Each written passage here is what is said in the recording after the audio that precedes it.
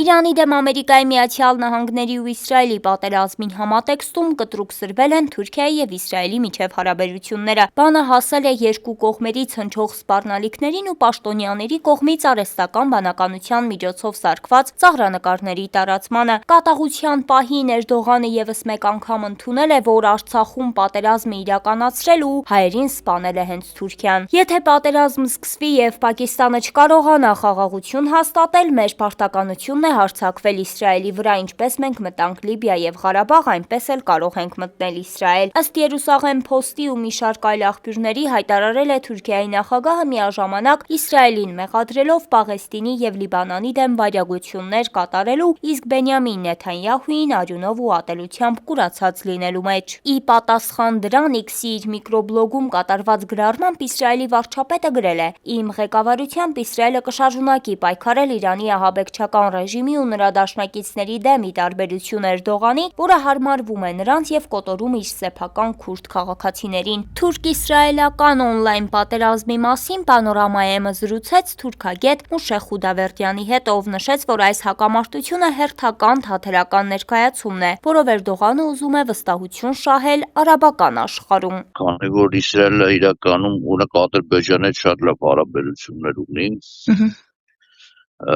բավական լուրջ ռազմավարական հարաբերություններ ունի, Թուրքիա-Իսրայել լարվածությունը կարելի ասել խաղ է, քանի որ իրականում Թուրքիան և Իսրայելը շատ ոլորտներում շատ լուրջ համագործակցում են։ Հետևաբար այս առումով Էրդողանի հակակրանքը, այսպես ասած, Իսրայելի նկատմամբ զուտ պայմանավորված է արաբական աշխարհում վստահություն շահելու հույսին։ Այսինքն կարելի ասել, այստեղ խնդիրը չկա խոսելու, առանձնապես խոսելու բան էլ չկա, իսկ Ղարաբաղի հարցը կարելի ասել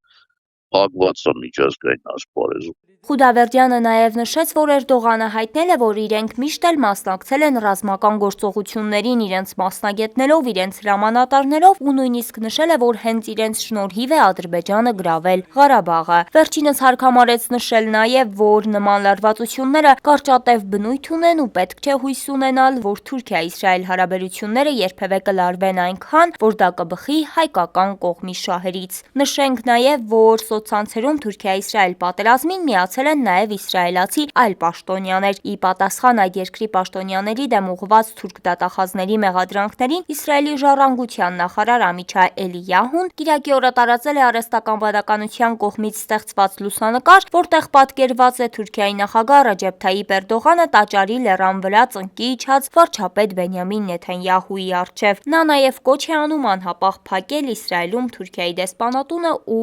հյուպատոսությունը։ Քնարիկ Սահակյան, Պանորամայեմ։